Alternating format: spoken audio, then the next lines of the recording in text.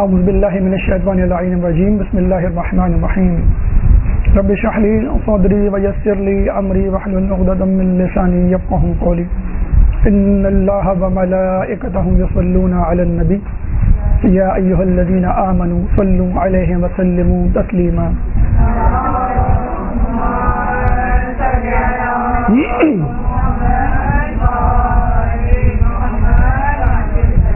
پچھلی نشست میں ہم نے معجزے کے حوالے سے آپ کے سامنے گفتگو کی، اس کی تعریف، اس کی مثالیں، غرض و غایت، اعتراضات اور ان کے جوابات.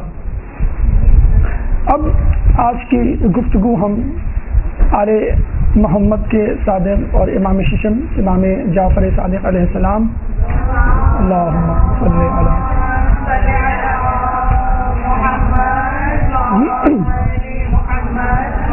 کہ چند معجزات آپ کے سامنے پیش کرنے کی جسارت کریں گے، اور ان معجزات میں ہم نے اپنی پچھلی گفتگو کو یاد رکھنا ہے.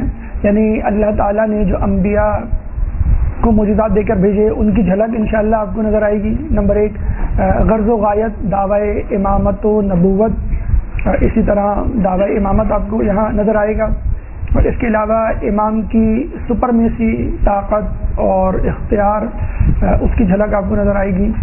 ساتھ ساتھ جبر نہ کرنا، لا اکراہ فی الدین کے مصداق، اس معجزے کو، اپنی طاقت کو اپنی حمایت کے لیے زبردستی استعمال نہ کرنا، وہ آپ کو نظر آئے گا. رازداری اور فقر نہ جترانے کے لیے یہ معجزے کرنا، یہ انشاءاللہ آپ کو نظر آئے گا.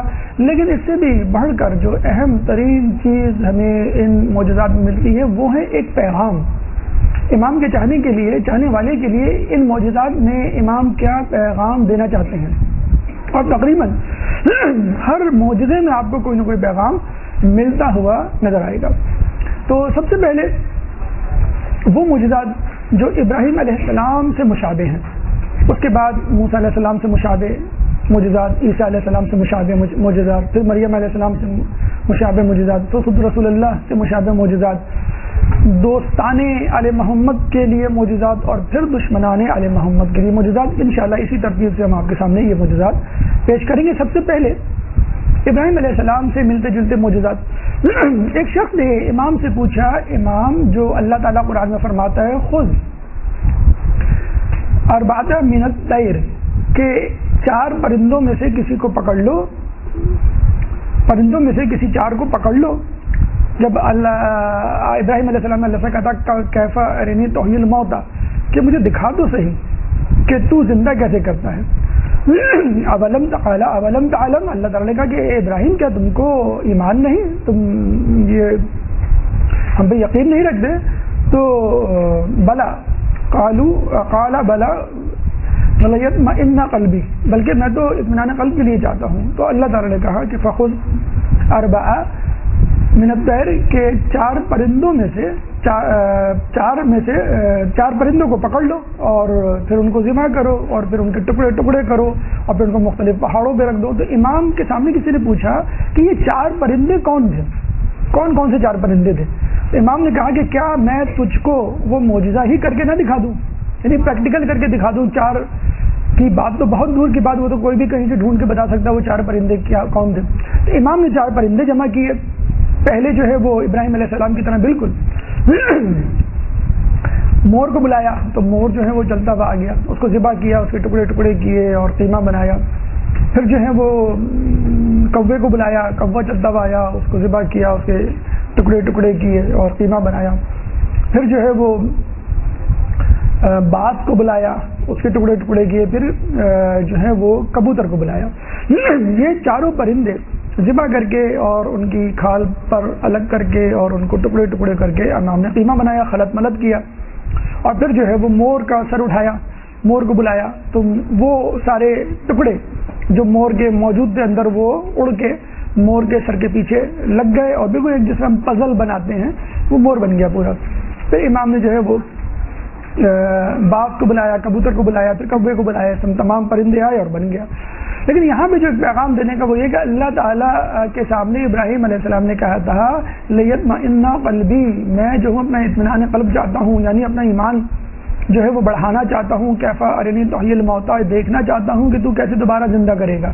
یہاں امام نے یہ نہیں کہا تھا کہ اللہ میں دیکھنا چاہتا ہوں، بلکہ وہ دکھانا چاہ رہے تھے کہ تمہارا ایمان ہمارے اوپر ایسا ہونا چاہیے کہ جیسے امت ابراہیم کا ابراہیم علیہ السلام بھی تھا، نہ کہ ہم اپنا ایمان بڑھانا چاہ رہے ہیں. جیسے مولا علی فرماتے ہیں لو کوشف الغطا ما ازددت یقینا، کہ اگر حجابات ہٹ بھی جائیں تو مجھے میرے ایمان میں اضافہ نہ ہو. بالکل ایمان کا بھی یہی معاملہ تھا. دوسرا معجزہ جو ابراہیم علیہ السلام سے ملتا جلتا ہمیں ملتا ہے وہ کیا ملتا ہے کہ مولا سے ملنے کے لیے ان کا ایک چاہنے والا، دیکھیں چاہنے والوں کے بھی درجات ہوا کرتے ہیں. تو اب اس واقعے میں آپ کو درجات مل جائیں گے، چاہنے والے کتنی درجات کے ہوتے ہیں، کتنے درجات کے ہوتے ہیں. امام کے پاس ان کا چاہنے والا خراسان ایران سے آیا، سہیل خراسانی، اور کہنے لگا امام آپ قیام کیوں نہیں کرتے، لوگ تیار ہیں اور آپ آ جائیں. یعنی نعوذ باللہ امام تیار نہیں ہیں، لوگ تیار نہیں. جیسے ہم کہتے ہیں اللہ جل اللہ جل کہ ہم تیار ہیں، امام تیار نہیں، خدا نہ خواستہ.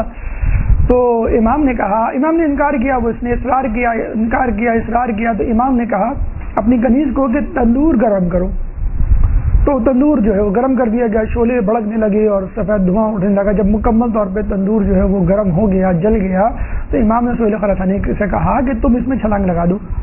اور وہ گھبرا گیا، امام میں تو آپ کے ماننے والا ہوں، مجھے آپ عذاب دیں گے، مجھے اس عذاب سے باز رکھیں. یعنی یا تو وہ گھبرا گیا کہ شاید امام نے غلط سمجھا، مس انڈرسٹوڈ کیا، یا پھر اس کا ایمان اتنا نہیں تھا کہ وہ آزمائش برداشت کر. بہرحال اس نے انکار کر دیا. امام خاموش ہوئے. اسی دوران ہارون مکی امام کے چاہنے والے آئے. امام نے آتے ہی کچھ جگہوں پہ یہ ہے کہ سلام دعا کے بغیر یا سلام کا جواب دیے کے بعد فوراً یہ کہا کہ اس میں چھلانگ لگا دو. اور وہ چپل پہنے ہوئے تھے، تو انہوں نے جو ہے وہ اس میں چھلانگ لگا دی، اور امام نے جو ہے وہ اس تندور کا ڈھکن ڈھک دیا، ڈھکنا، کہ مکمل طور پہ یقین ہو جائے کہ اندر ہی ہے. اور دوبارہ اپنی گفتگو جو ہے وہ جاری رکھی. سہیل خراسانی سے جو ہے مزید خراسان کے حالات پوچھنے لگے، اور اس طرح حالات پوچھنے لگے جیسے ان کا پرانا محلہ ہو، فلاں کا کیا حال ہے، فلاں جگہ کیسی ہے، فلاں کیا کر رہا ہے، وغیرہ وغیرہ. جب سہیل خراسانی کو یقین ہو گیا، جب اس کی مطلب یعنی یقیناً اس کی پریشانی بڑھ رہی تھی، اور جب اس کو یقین ہو گیا کہ اب وہ جل بھن کر کوئلہ ہو چکے ہوں گے، کون؟ ہارون مکی. امام نے کہا کہ سہیل اب تم جو ہے وہ تندور کی خبر لو کہ تمہارا ساتھی کس حال میں ہے. تو جب اس نے ڈھکن ہٹایا دیکھا تو ہارون مکی آلتی پالتی چار زانو ہو کر بڑے اطمینان سے بیٹھے ہوئے.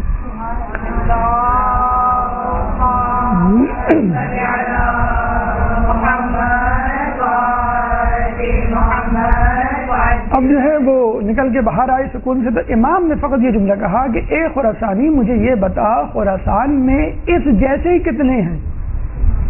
اب وہ جسے کہتے ہیں کہ سمن بالکل خاموش اور گم ہو گیا، اور کہنے لگا یا امام حقیقتاً ایک بھی نہیں، ایک بھی ایسا نہیں ہے.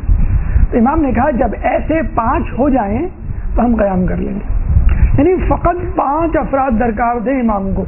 اگر 5 بھی ہو جاتے، کہتے ہیں روایتوں میں ملتا ہے کہ امام شیشم سے روایت ہے کہ رسول علی کی خلافت کی حمایت میں فقط 3 ہی لوگ تھے حقیقتاً.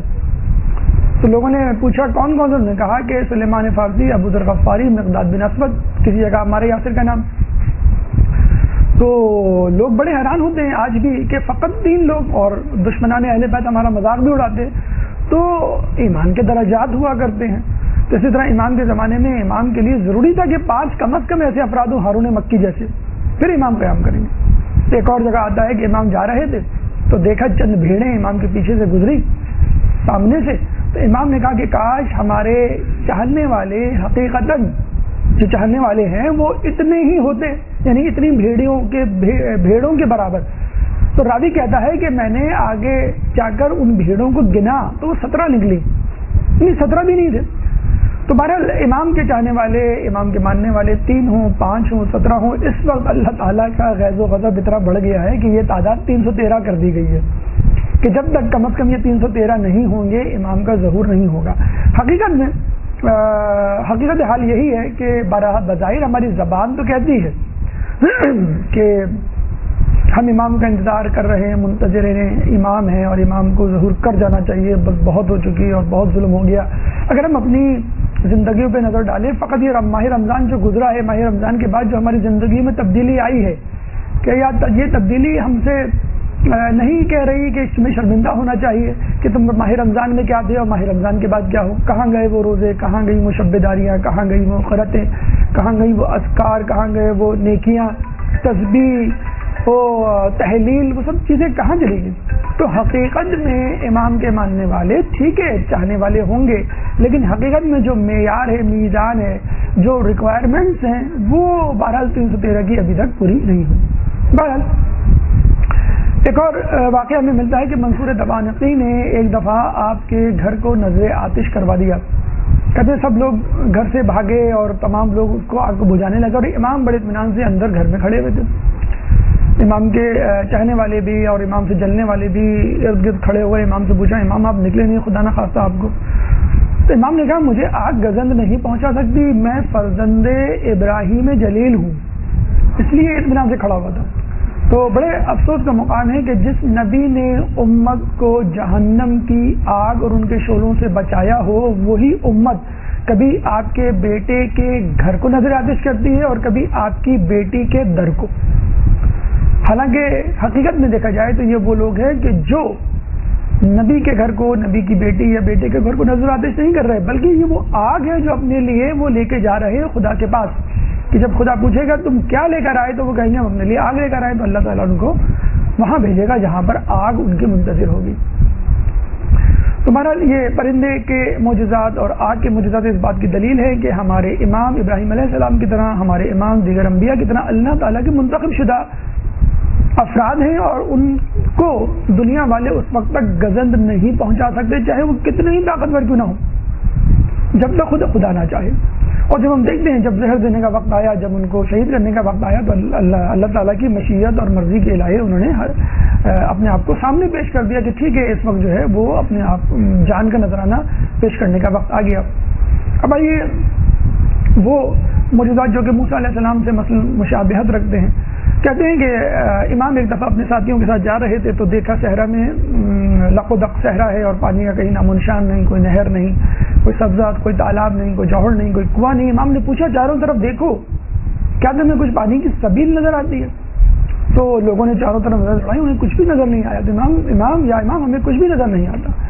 تو امام نے جو ہے وہ ہاتھ بلند کر کے دعا کی کہ اے وہ جو اپنے رب کا فرمان سنتا ہے، جو اپنے رب کے فرمان کی اطاعت کرتا ہے، ہمیں وہ کچھ دے جو تیرے پاس ہے۔ کہتے ہیں ایک دم سے کنواں نمودار ہوا، اس میں سے شیریں پانی نکلا، اور امام کے تمام اصحاب نے اس شیریں پانی کو پیا، اور ان میں سے ایک شخص نے کہا یا امام خدا کی قسم آپ مثل موسیٰ ہیں۔ موسیٰ علیہ السلام کے بارے میں جیسے ملتا ہے کہ فضرب بعصاک الحجر، کہ تم اپنا عصا پتھر پہ مارو، فانفجرت منہ اثنتا عشرۃ، جب انہوں نے عصا مارا تو اس میں سے 12 چشمے نکل پڑے۔ تو امام نے فقط دعا کی اور جو ہے وہ کنویں سے پانی نکل کھڑا ہوا۔ تیسرے مقام پر حضرت عیسیٰ علیہ السلام کے مثل کیا مثلا معجزات ہیں؟ کہتے ہیں کہ عورت اپنی بچی کے ساتھ بیٹھی ہوئی تھی، وابیلا کر رہی تھی، سامنے ایک گائے تھی مری پڑی تھی، امام سامنے سے گزرے، اپنے اصحاب کے ساتھ کہنے لگے کیا ہوا؟ اس عورت نے کہا کہ میری ایک ہی گائے تھی جو میرا روزگار تھی اور گزر بسر کا ذریعہ تھی، وہی مر گئی۔ تو امام نے کہا اگر میں اس کو زندہ کر دوں تو تم خوش ہو جاؤ گی؟ تو اس نے کہا آپ مجھ سے مذاق نہ کریں۔ امام نے اس کو ٹھوکر ماری، اسی وقت وہ زندہ ہو کے کھڑی ہو گئی اور وہ حیران ہو گئی، اور عورت نے چیخ کے کہا خدا کی قسم آپ مثل عیسیٰ ہیں، جیسے عیسیٰ علیہ السلام کو باذن اللہ کہہ کے مردوں کو زندہ کر دیا کرتے تھے، آپ بھی زندہ کر دیتے۔ اور اسی طرح ایک زندہ کرنے کے حوالے سے ایک شخص آیا امام کے پاس، آپ سے ایک مسئلہ پوچھا جانے لگا۔ امام نے کہا کہ تم شعراء حضرات، یا غالباً ایک جگہ آیا کہ فتنہ پرور لوگ علم کی طرف کیوں نہیں آتے؟ یعنی ہو سکتا ہے وہ شاعر ہو یا کوئی فتنہ پرور شاعر ہو، فتنہ پرور شخص ہو جو دیگر علوم تو سیکھتا ہو لیکن امام سے علم نہیں حاصل کرتا ہو۔ اور ہوتا ہے آج کل کے زمانے میں، آپ نے دیکھا ہوگا بہت سارے علامہ اور بہت سارے سو کالڈ اسکالرز ہوتے ہیں جو حقیقی علم ہے، اہل بیت کی طرف سے، قرآن کی طرف سے دیا ہوا علم ہے، وہ حاصل نہیں کر سکتے۔ اس نے نعوذ باللہ ایک تنزن انداز سے امام سے پوچھا کیا آپ امام ہیں؟ یعنی اگر آپ امام ہیں تو ٹھیک ہے میں آپ سے علم حاصل کر لیتا ہوں۔ تو امام نے کہا ہاں ہم امام ہیں۔ تو اس نے کہا کہ اچھا اگر آپ امام ہیں تو کوئی نشانی دکھائیں، یعنی معجزہ دکھائیں۔ تو امام نے کہا کہ تم جو کچھ مجھ سے پوچھنا چاہتے ہو پوچھ لو، میں اس کا جواب دوں گا۔ یہ بھی ایک بہت بڑی جسے کہتے ہیں کہ دلیل ہے، ایک معجزاتی دعویٰ ہے کہ جو خود امیر المومنین نے کیا تھا، سلونی سلونی قبل ان تفقدونی، اور یہ دعویٰ یا تو امیر المومنین کر سکتے ہیں یا ان کے جد کر سکتے ہیں یا ان کی اولاد کر سکتی ہے، اور کوئی نہیں کر سکتا۔ چنانچہ اس سے اپنے سوال تو نہیں پوچھا بلکہ اس سے بڑی مشکل امام کے سامنے رکھ دی کہ میرا بھائی ابھی ہی چند دنوں پہلے فوت ہوا ہے، میں چاہتا ہوں کہ آپ اس کو زندہ کر دیں۔ امام قبرستان گئے اور قبرستان میں کھڑے ہو کے جو ہے وہ دعا کی، تو باذن اللہ اس کا بھائی زندہ ہو گیا، قبر سے نکلا، اور قبر سے نکلتے ہی کہا یا آخی اتبعہ ولا تفارقنی، اے میرے بھائی ان کی اتباع کرو اور ان کو کبھی نہیں چھوڑنا۔ یعنی اس بھائی نے زندہ ہو کے بھی کیا کہا کہ دیکھو تم جس بارے میں اس اتباع کا شکار ہو وہ چھوڑ دو، اور فوراً اس شخص کی جس کو تم نے آزمایا ہے، جس سے معجزے کی جسے کہتے ہیں کہ تم نے دلیل مانگی تھی وہ بھی تم کو مل گئی ہے، اب تمہارے اوپر لازم ہے کہ تم اس کی اتباع کرو۔ تو مردوں کو زندہ کرنا باذن اللہ عیسیٰ علیہ السلام کا معجزہ تھا، اور وہ ہمارے امام میں بھی نظر آتا ہے۔ ایسا معجزہ یقیناً دوسرے معجزے جادو کی صورت میں تو نظر آ جائیں گے آپ کو، لیکن کسی مردے کو زندہ کرنا یہ یا تو نبی کا کام ہے یا پھر کسی امام کا کام ہے۔ مریم علیہ السلام جو کہ ماں تھی، مادر عیسیٰ تھی، ان سے کئی معجزات ہیں، ان سے ملتے جلتے معجزات امام کی زندگی میں ملتے ہیں۔ ایک دفعہ آپ کے پسر اور آپ کے بعد کے امام موسیٰ کاظم علیہ السلام، اللہم صلی علی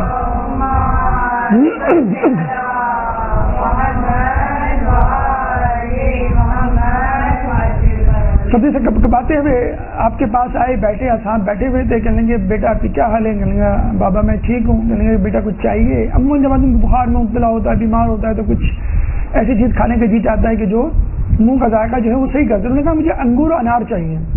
اچھا وہ موسم نہیں تھا انگور و انار کا، صاحب پریشان ہو گئے کہ انہوں نے، اچھا بخار میں اکثر آپ نے دیکھا ہے آدمی جو ہے ایسی فرمائش کر دیتا ہے کہ گھر والے جو ہے وہ تھوڑے سے دنگ رہ جاتے ہیں، پریشان ہو جاتے ہیں۔ اور جب بھی کہا گیا کہ بیمار، مسافر اور غالباً روزہ دار کے حوالے سے کہ ان کی چڑچڑاہٹ پہ غصہ نہیں کرنا چاہیے، ان کو غصہ آ ہی جاتا ہے، تو امام نے اپنے صحابی کو کہا کہ جاؤ میرے باغ سے یہ دونوں چیزیں لے آؤ۔ اب وہ صحابی پریشان، یا امام اس موسم میں انگور اور انار میں کہاں سے لاؤں؟ کہ تم جاؤ تو صحیح۔ اب یہ گئے، اب ان کو معلوم نہیں کہ جب اللہ تعالیٰ جناب مریم کے لیے بے موسم کے پھل لا سکتا ہے، امام کے لیے نہیں لا سکتا، وہ تو نبی بھی نہیں تھی۔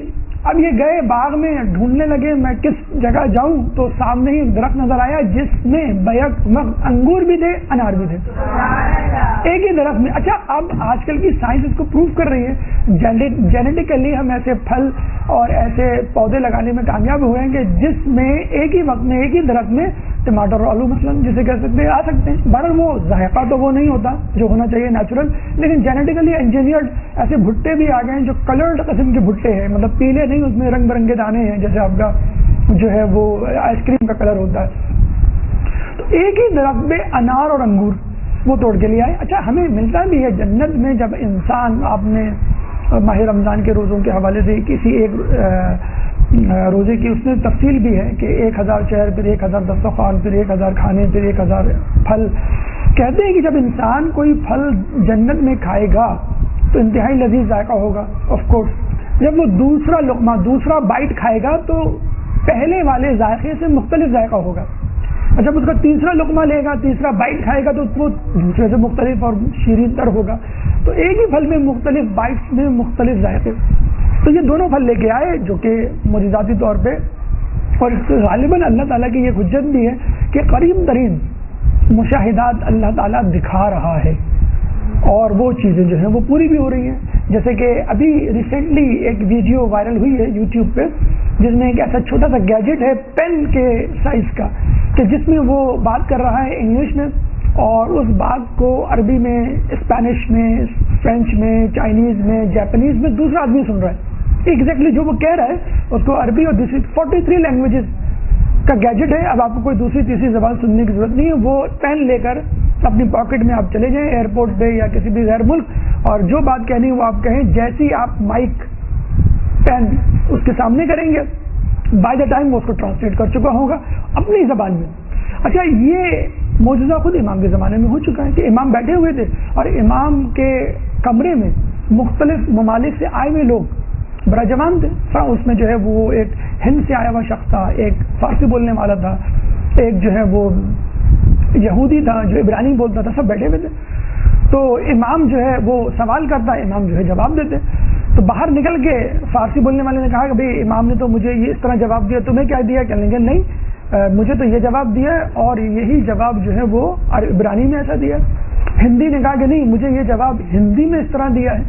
تو امام ایک زبان بولتے تھے. یہ بھی بہت بڑا معجزہ ہے. ایک تو معجزہ یہ ہوتا ہے آپ نے عربی بولنے والے کے سامنے عربی میں بات کی، وہ چلا گیا، پھر فارسی بولنے والے سے فارسی میں بات کی. ایسا معجزہ ہمیں ملتا ہے کہ ترکی فوج تھی، ترکی والے سے ترکی میں بات کی، پھر عربی بولنے والے سے عربی. لیکن ایک زبان بولے اور ایٹ دا سیم ٹائم وہ زبان مختلف زبانوں میں ترجمہ ہو کے لوگوں تک پہنچی. گیجٹ کے ذریعے تو ممکن ہے آج کل کے دور میں، لیکن امام نے اس کو بغیر وسیلے کا. اگر وہ کہا کہ بھائی یہ کون سی بڑی بات ہے، یہ تو سائنس بھی ابھی کر سکتی ہے، لیکن یو نیڈ این ایپریٹس. آپ کو ایک گیجٹ کی ضرورت ہے، ایک پین کی ضرورت ہے. امام کے زمانے میں جب امام آئیں گے تو ان کے ماننے والے مشرق سے مغرب رابطہ کر لیں گے اپنے ہاتھوں پر. تو لوگ کہیں یہ کون سی بڑی بات ہے، موبائل سے کر سکتے ہیں. آپ موبائل سے کر سکتے ہیں، بغیر موبائل کے نہیں کر سکتے. تعیل ارض، آپ ایک جگہ سے دوسری جگہ پہنچ چکے ہیں، آپ کو پاسپورٹ کی ضرورت نہیں، آپ کو ویزے کی ضرورت نہیں، آپ کو ایروپلین کی ضرورت نہیں، کسٹمز تلاشی کی ضرورت نہیں، چلنے کی ضرورت نہیں، بس اب ایک قدم اڑاتے ہیں اور چلے جاتے ہیں. تو امام کے جو معجزات تھے وہ گیجٹس اور وسائل سے ماورا ہیں. جیسے ہم نے کہا کہ معجزہ کہتے ہی اسے ہیں کہ جو حسی اور عقلی منطقوں اور ادراک سے بالکل ماورا ہو. بہرحال تو وہ افراد وہ اصحاب جو ہیں وہ دو پھل لے کر امام کے سامنے آ گئے. اسی طرح ایک ملتا جلتا بے موسم کے پھل یا کہہ لیجیے کہ حیرت انگیز طور پہ وسائل کا نمودار ہونا. امام ایک دفعہ حج کے موقع پہ ابو قبیس نامی پہاڑ پر چڑھے ہوئے تھے اور ایک شخص ان کے پیچھے کھڑا ہوا تھا. وہ جانتا نہیں تھا، ابو لیث سعدی اس کا نام تھا. وہ جانتا نہیں تھا یہ کون صاحب ہیں، بزرگ کیا ہیں. تو وہ دعا مانگ رہے تھے، ہاتھ بلند کر کے کہہ رہے تھے یا رب یا رب یا رب، اور اتنی مرتبہ کہا کہ ان کی سانس ٹوٹ گئی. پھر انہوں نے کہا یا ربا ہو یا ربا ہو یا ربا ہو یا ربا ہو، اتنی مرتبہ کہ ان کی سانس بھر گئی. پھر اس کے بعد انہوں نے کہا یا حیو یا حیو یا حیو، اتنی مرتبہ کہ ان کی سانس ٹوٹ گئی. پھر کہا یا رحیم یا رحیم یا رحیم، اتنی مرتبہ کہ ان کی سانس ٹوٹ گئی. پھر کہا یا رحمان یا رحمان 7 مرتبہ. اور پھر کہا کہ اے اللہ مجھے انگور دے، مجھے انگور کی طلب ہے. اے اللہ میرا لباس بوسیدہ ہو گیا ہے، میرے لیے لباس کا بندوبست کر. اسی وقت کہتے ہیں کہ ایک ٹوکری آئی جس میں انگور بھرے ہوئے رکھے ہوئے تھے اور 2 چادریں آئیں لباس کے لیے. تو امام جیسے ہی انگور کھانے لگے، پیچھے جو شخص کھڑا ہوا تھا ابو لیث سعدی کہنے لگے، پہچانتا نہیں تھا، کہنے لگا کہ اے شخص مجھے بھی انگور کھانے کو دے، تیری دعا میں میں نے آمین کہا تھا، میں بھی تیری دعا میں شامل تھا. تو امام نے یہ نہیں کہا کہ تو کون اور تیری اوقات نعوذ باللہ کیا، لیکن امام نے اس کو اپنے ساتھ شریک کیا. اور جیسے خدا خود شریک کرتا ہے فرشتوں کو، انا نحن نزلنا الذکر وانا لہ لحافظون، کہ ہم اس کو اتارنے والے ہیں.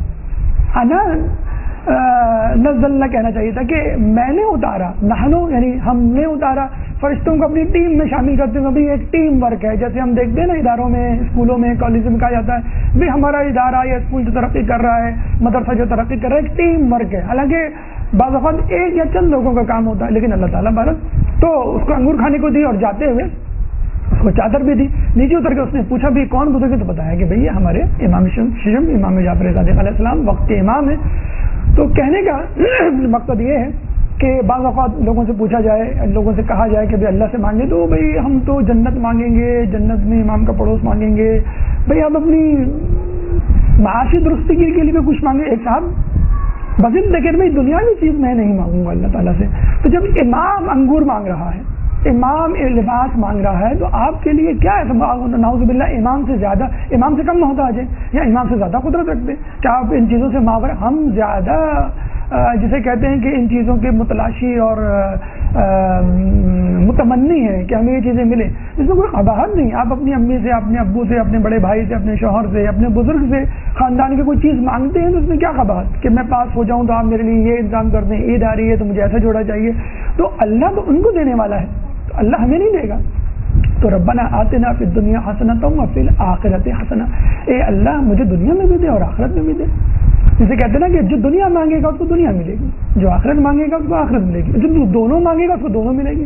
تو اس میں کیا قباحت ہے کہ آپ دونوں ہی مانگ لیں تاکہ ایمان میں کوئی سقم ہو، ایمان میں کوئی کمزوری ہو. تو اس وجہ سے بعض اوقات کفر کی، فقر کی وجہ سے آدمی کفر کے قریب پہنچ جاتا ہے. جیسے خود مولا علی فرماتے ہیں کہ اگر کفر کوئی شخص ہوتا فقر کوئی شخص ہوتا تو میں اس کو قتل کر دیتا. تو دنیا مانگنے میں کوئی قباحت نہیں. اتنی دنیا کم از کم جو آپ کے ایمان کو بچانے میں ممدود و معاون ہو ضرور مانگنی چاہیے.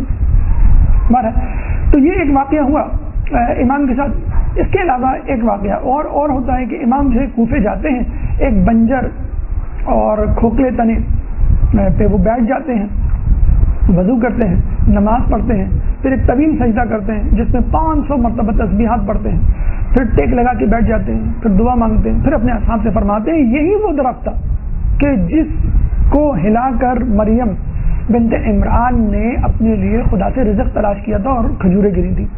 پھر امام جو ہے وہ کہتے ہیں اسی درخت یا کسی دوسرے درخت کو دیکھ کے دعا کرتے ہیں کہ اے وہ جو اللہ کے فرمان کو سننے والا ہے اور اس کی اطاعت کرنے والا ہے, ہمیں وہ کھلا جو اللہ نے تیرے اندر قرار دیا. اور کہتے ہیں کہ وہ درخت جو سبز و شاداب ہو جاتا ہے اور کھجوروں اس میں سے پتی گرنے لگتے ہیں, صاحب اس سے مستفید ہوتے ہیں. اسی طرح کا ایک واقعہ کہ وہ جا رہے تھے رستے میں, لوگوں کو پیاس لگی, امام نے ٹھوکر ماری تو چشمہ اول پڑا, نہایت شیریں اور ٹھنڈا جسے کہتے ہیں پانی پیا, اور امام نے جو ہے وہ اس درخت میں ہاتھ پھیرا تو کہتے ہیں کہ وہ درخت سرسبز ہو گیا اور 32 قسم کی کھجوریں ایک ہی درخت پر. آج بھی بہت ساری قسم کی کھجوریں آپ دیکھتے ہیں, تو 32 قسم کی کھجوریں اسی ایک درخت پہ لگیں اور ان انواع قسم کی کھجوروں کو امام کے اصحاب نے تناول فرمایا. پھر اس کے بعد دوبارہ ہاتھ پھیرا تو وہ درخت دوبارہ جو ہے بنجر ہو گیا, اپنی اصلی حالت میں واپس چلا گیا. تو یہ جناب مریم بنتے عمران سے ملتے جلتے واقعات, موسیٰ علیہ السلام اور عیسیٰ علیہ السلام. اب خود رسول اللہ سے ملتے جلتے 2 معجزات آپ کی سماعت کی نظر. ایک درود پڑھ دیں محمد والے محمد.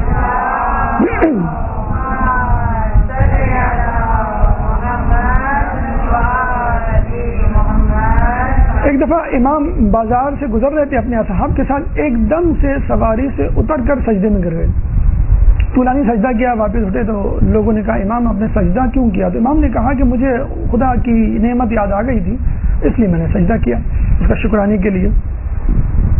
اچھا, اس قسم کے واقعات ہمیں رسول اللہ کے زمانے کے حوالے سے بھی ملتے ہیں کہ ایک دفعہ رسول اللہ راستے سے جا رہے تھے تو اونٹنی سے اتر کے سجدہ کیا, پھر بیٹھے, پھر تھوڑی دیر جا کے پھر اترے, پھر سجدہ کیا, پھر بیٹھے, پھر تھوڑی دیر آگے جا کے پھر سجدہ کیا, پھر تیسری, پھر چوتھی, 5ویں مرتبہ. لوگوں نے کہا آپ نے سجدے کیوں کیے اتنی بار بار مرتبہ, اور اتر کے یا کرنا تھا تو 5 ایک مرتبہ کر لیتے. تو انہوں نے کہا کہ نہیں, جب میں سجدے میں تھا تو اللہ تعالیٰ کی طرف سے وحی آئی کہ ہم نے جو ہے وہ ان لوگوں کو بخش دیا کہ جو تمہارے چاہنے والے ہیں, جو علی کے چاہنے والے ہیں. تو میں نے سجدہ کیا, تو کچھ دیر کے بعد پھر وہی آئی کہ ہم نے ان کو بھی بخش دیا جو کہ شہزادی حضرت فاطمہ کے چاہنے والے ہیں. پھر تھوڑی دیر سواری آگے گئی تو مجھے کہا گیا کہ ہم نے ان کو بھی بخش دیا کہ جو امام حسن کے چاہنے والے ہیں. پھر تھوڑی دیر آگے سواری گئی تو وہی آئی کہ ہم نے ان کو بھی بخش دیا جو حسین کے چاہنے والے ہیں. 5ویں مرتبہ کا جملہ سننے کے قابل ہے کہ ہم نے ان لوگوں کو بھی بخش دیا جو ان تمام لوگوں کے چاہنے والے ہیں, ان تمام لوگوں کے چاہنے والوں کے چاہنے والے ہیں, یعنی ہمارے جو چاہنے والے ہیں ان کو بھی بخش دیا. ابھی تو ہم بڑے کمتر اور انڈر ایسٹیمیٹڈ لوگ نظر آتے ہیں, لوگوں کے سامنے بہت ہی توہین آمیز سویہ ہمارے حوالے سے اختیار کیا جاتا ہے. جتنے ہم پاک و پاکیزہ بنتے ہیں لوگ کہتے ہیں اتنے ہی بڑے کافر ہیں, اتنے ہی بڑے فاسق و فاجر ہیں. تو ہماری قدر و قیمت اس وقت ظاہر ہوگی کہ جب ہمارے چاہنے والے, اہل بیت کے چاہنے والے تو بہت دور کی بات, یعنی اہل بیت کے چاہنے والوں کے چاہنے والے جنت میں جائیں گے. تو 5ویں مرتبہ سجدہ یوں کیا کہ میرے اہل بیت کے چاہنے والوں کے چاہنے والوں کو بھی اللہ نے بخش دیا. تو بالکل رسول اللہ کے مثل ہم دیکھتے ہیں کہ امام نے بھی سجدہ کیا. تو لوگوں نے کہا کہ امام وہ تو ٹھیک ہے, لیکن جیسے کہتے ہیں نا اٹ لکس آکورڈ, کہ اب آکورڈ لگتا ہے کہ بازار میں آپ جا رہے ہیں ایک دم سے سجدے میں لوگ گزر رہے ہیں دیکھ رہے ہیں, کیا کہیں گے؟ تو امام نے کہا فکر نہ کرو, مجھے کسی نے نہیں دیکھا. تو امام میں یہ خصوصیت ہوتی ہے کہ جہاں اس قسم کی پوزیشن آ جائے جہاں پر ان کے ماننے والے پریشان ہو جائیں گے امام کی وجہ سے ہمیں ذلت کا, اور لوگ جو ہے استہزاء نہ کرے. تو امام نے کہا تم فکر نہ کرو. اسی طرح کا واقعہ ہمیں خود رسول کے بارے میں ملتا ہے. ام جمیل ابو سفیان کی بیوی, جس میں سورہ لہب کے بارے میں, جس کے بارے میں مذمت اور وعید آئی ہے, تو وہ اکثر رسول کو نعوذ باللہ ڈھونڈا کرتی تھی ان کی توہین کے لیے. تو دور سے وہ آتی ہوئی نظر آئی تو رسول اللہ نے کہا کہ ام جمیل آ رہی ہے. تو لوگ پریشان ہوئے, رسول ام جمیل آ رہی ہے, آپ کہیں چلے جائیں, چھپ جائیں, وہ آ کے بدتمیزی کرے گی, توہین کرے گی, تو کچھ کریں خدا را. کہیں گے تم فکر نہ کرو. تو خاموش ہو گئے رسول کی بات پہ کہ دیکھیں کچھ ہوتا ہے. وہ آئی, اس نے ادھر ادھر دیکھا, واپس چلی گئی, یعنی اس کو رسول نظر نہیں آئے. تو امام جب چاہیں اپنے آپ کو لوگوں کی نظروں سے اوجھل کر دیں اور عین اسی وقت وہ دوسروں کو نظر آ رہے ہوں. یہ بھی عین ممکن ہے کہ منصور دوانقی نے ایک دفعہ امام شیشم کو بلایا اور کہا کہ دیکھو, اپنے جلاد کو حکم دیا کہ جیسی میں تالی بجاؤں تو سمجھ لینا کہ امام پہ تلوار کا وار کرنا ہے. کہتے امام جیسے داخل ہوئے, غلام کو منصور دوانقی نظر نہ آئے اور منصور کو جلاد نظر نہ آئے, اور دونوں ایک دوسرے کو ڈھونڈ رہے ہیں کہ کب مجھے جو ہے وہ حکم ملے, اور وہ کہہ رہا ہے کہ وہ مجھے جلاد نظر آئے تو میں تالی بجاؤں. اور امام بیٹھے کھڑے رہے, بات چیت کیے, واپس چلے گئے. منصور نے غصے سے کہا تو کہاں چلا گیا تھا؟ کہیں گے آپ کہیں چلے گئے تھے. تو پتہ چلا کہ دونوں ایک دوسرے کو نظر نہیں آئے. تو منصور دوانقی نے کہا خاموش, اگر تو نے کسی سے بھی امام کے معجزے کا تذکرہ کیا تو میں تیری گردن اڑا دوں گا. تو عین ممکن تھا کہ امام جو ہے وہ موجود ہوتے تھے اور لوگوں کو نظر نہیں آتے تھے. اسی طرح ہمیں ملتا ہے کہ ایک دفعہ رسول جو ہے وہ کسی کو خواب میں نظر آئے اور رسول کھجوریں کھا رہے تھے. تو امام نے, اس شخص نے رسول سے کہا رسول مجھے بھی دیجیے. رسول نے مٹھی بھر کے کھجوریں اس کے ہاتھ میں رکھی, وہ گھر لے گیا, گنی تو 18 دی. دوسرے دن پتہ چلا کہ امام شیشم اسی محلے میں آئے ہوئے, وہ گیا آپ کی زیارت کے لیے, پتہ چلا کہ اتفاق سے وہ بھی کھجوریں کھا رہے ہیں. کہنے گے جس طرح رسول نے دی یہ بھی دیں گے. کہنے امام مجھے بھی کھلائیے. امام نے مٹھی بھر کے کھجوریں دی, اس نے گننا شروع کیا 18. کہنے امام کچھ اور دیجیے. کہنے گے اگر رسول نے زیادہ دی ہوتی اس سے تو میں بھی تجھ کو اس سے زیادہ دیتا. اسی طرح میں بہت سارے واقعات میں دوستانہ امام اور دشمنانہ امام دونوں کے رویوں اور ان کو سبق سکھانے یا ان کی مدد کے حوالے سے واقعات ملتے ہیں. چند معجزات جلدی جلدی آپ کی سماعت کی نظر, پھر اپنی گفتگو کا اختتام ایک درود پر دیجیے محمد والے محمد.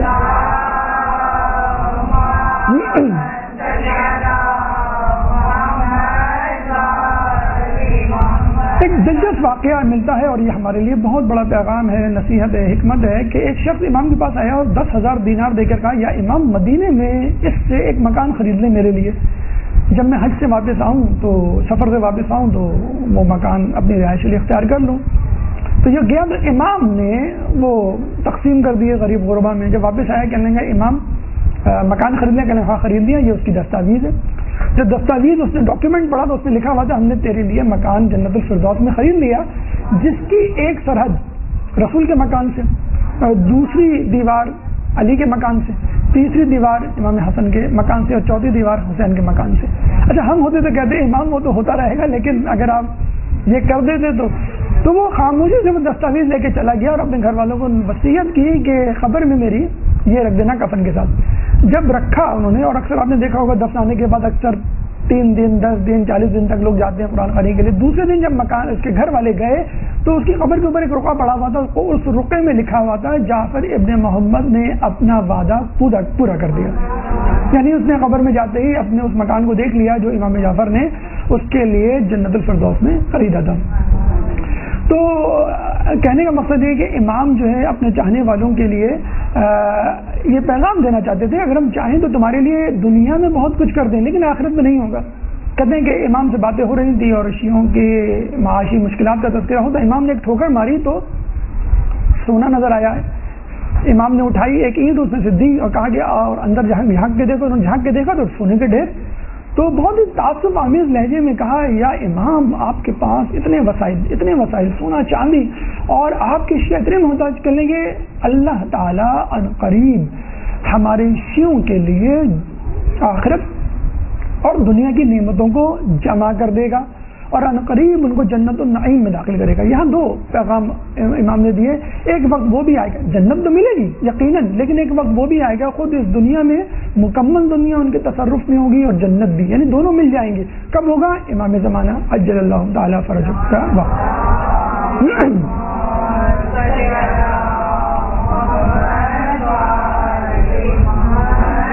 دشمنان آل محمد کے حوالے سے بس چند معجزات, پھر اپنی گفتگو اختتام کو. کہتے ہیں کہ امام کے زمانے میں امام کی توہین کے در پہ رہنے والے بھی موجود رہتے تھے اور خصوصاً اس میں قابل مذمت اور قابل ذکر وہ لوگ تھے کہ جو کچھ علم حاصل کر لیتے تھے, کچھ عبادت کر لیا کرتے تھے, تو اپنے علم اور عبادت کی بنیاد پر یہ سمجھا کرتے تھے کہ ہم امام سے اوپر چلے گئے.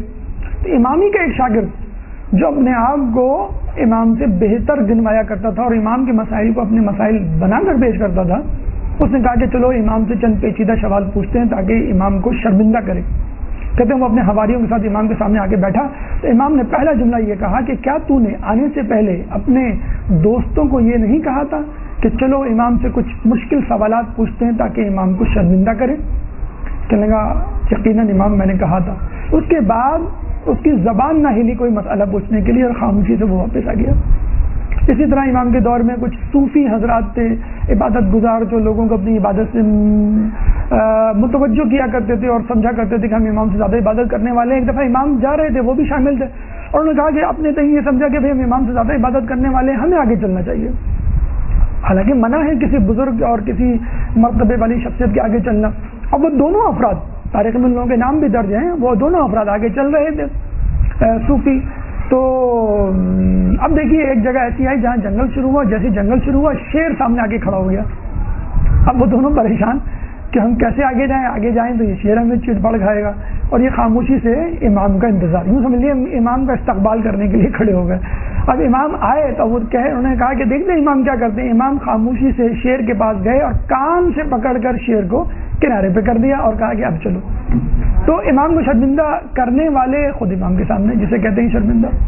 کہتے ہیں ایک دفعہ امام نے جب ایک کھوکھلے تنے والے کھجور کو ہلایا اور اس میں سے کھجوریں گری تو بجائے اس کے کہ امام کے معجزے کا معترف ہوتے، کچھ لوگ ان میں سے ایک شخص چلایا کہ تم تو بہت بڑے جادوگر ہو. تو امام نے اس کو بد دعا دی اور کہتے ہیں کہ وہ کتے کی شکل کا ہو گیا، مسخ ہو گیا. یہ دنیا میں ملتا ہے، بنی اسرائیل کی قوم بندر کی شکل مسخ ہو گئی تھی، اصحاب الراس جنہیں کہتے ہیں. تو یہ کتے کی شکل، اب یہ کتے کی شکل بن کر بھونکتا ہوا اپنے گھر واپس گیا. اب گھر والوں نے کیا کیا ہوگا؟ گھر والوں کے پاس اگر بغیر بٹوے اور بغیر پیسے کے ہی چلے جائیں تو گھر والے باتیں سنا دیتے. گھر والوں نے ڈنڈے مار مار کے اس کو نکال دیا. وہ پھر آتا ہے بھونکتے ہوئے کہتا ہے ارے بھائی میں تمہارا شوہر ہوں، ارے میں تمہارا باپ ہوں، ارے میں تمہارا بھائی، وغیرہ وغیرہ. اور وہ جو لوگ سنتے نہیں، پھر ڈنڈے مار کے نکال دیا. پھر وہ آیا امام کے قدموں میں لوٹنے لگا، وہ کتا یعنی وہ شخص کہ امام میں آپ جو ہوں شرمندہ ہوں. امام نے کہا اب تو میرے پہ ایمان لاتا ہے؟ تو کہنے لگا امام میں آپ پہ ہزار مرتبہ ایمان لایا، مگر خدا را مجھ کو اپنی اصل شکل میں کر دوں. تو امام جو ہے ان لوگوں کے ساتھ یہ اشر بھی کیا کرتے تھے. ایک شخص ابو بصیر کو جاتے ہوئے دیکھتا ہے. ابو بصیر نابینا صحابی تھے.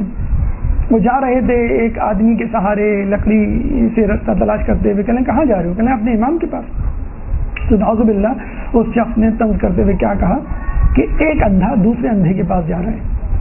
ابو بصیر جو ہے وہ روتے ہوئے امام کے پاس آئے. امام باخدا اس نے ایسا جملہ کہا ہے میرا دل رو رہا ہے. کہنے لگا تم فکر نہ کرو، اللہ نے تم کو بینا کر دیا ہے اور اس کو نابینا کر دیا ہے. امام نے جیسے یہ جملہ ادا کیا ابو بصیر کی آنکھیں آ گئی اور کہا ابو بصیر اب تم ہر وہ چیز دیکھو گے جو تمہارے لیے ضروری ہوگی. ابو بصیر باہر جاتے ہیں، ان کو رستہ نظر آتا ہے تو وہ رستہ دکھانے والے وہ جو شخص جس کے سہارے آئے تو اس کو واپس بھیج دیتے ہیں اور سب سے پہلے اس کے گھر جاتے ہیں. پتہ چلا کہ وہ شخص نابینا ہو چکا ہے. کچھ دنوں کے بعد اس کا مال و دولت لٹ جاتا ہے، پھر وہ فقیر بن جاتا ہے. اور پھر رستے میں ایک دفعہ نظر آتا ہے بھیک مانگتے ہوئے اور لوگوں کو دہائی دیتے ہوئے اور نصیحت کرتے ہوئے کہ اے لوگوں کبھی کسی کا مذاق نہیں اڑانا.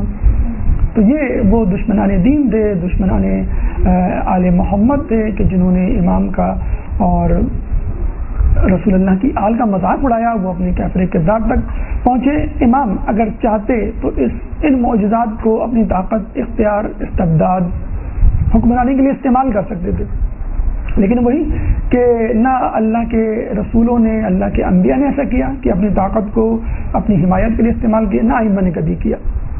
ہاں جس نے تہ دل سے ان پر ایمان لانے کے لیے جو ہے سبقت کی، امام نے ان کو جنت کی خوشخبری دی. اور تمام تر طاقت اختیار ہونے کے باوجود امام کو اور ان کے ماننے والوں کو ان آزمائشوں سے گزرنا پڑا جو اس سے پہلے انبیاء کے ساتھ ہوا. ورنہ اللہ تعالیٰ چاہتا تو طاقت اختیار دے کے مولا علی کو جو معجزات دیے ہوئے تھے ان میں سے کسی بھی معجزے کا اظہار کر کے وہ اپنی خلافت حاصل کر سکتے تھے. امام حسین فرشتوں کی کمک کو استعمال کر کے کربلا میں فتح حاصل کر سکتے تھے. بلکہ ابھی بھی امام وقت کا امام اگر چاہے تو وہ ہمارے بہت سے مسائل یکسر حل کر سکتے ہیں، خوشحال کر سکتے ہیں. لیکن یہ ایک آزمائش ہے ہمارے لیے اور عذاب کا ذریعہ ہے ہمارے دشمنوں کے لیے، امام کے دشمنوں کے لیے. اللہ تعالیٰ سے دعا ہے کہ جو کچھ پڑھا اور سنا اس پہ عمل کرنے کی توفیق عطا فرما، ائمہ کی تعلیمات پر عمل کرنے کی توفیق عطا فرما. جو پریشان حال ہیں ان کی پریشانی کو دور فرما، جو بے روزگار ہیں ان کو رزق حلال عطا فرما، جو بیمار ہیں ان کو شفاء کلی عطا فرما، جو زندان میں ہیں ان کو رہائی عطا فرما، جو مقروض ہیں ان کے قرضے عطا فرما، جو رشتوں کے انتظار میں ان کے لیے بہتر رشتوں کا انتظام فرما، مسلمان جہاں جہاں ظلم و ستم کا شکار ہیں ان کے ظلم و ستم کو دور فرما، ایمان کے ظہور میں تعجیل فرما، ہمیں ان کے انصار و اعوان میں شامل فرما۔ ربنا تقبل منا انك انت السميع العليم وتب علينا انك انت التواب الرحيم برحمتك يا ارحم الراحمين وصلى الله على محمد وآله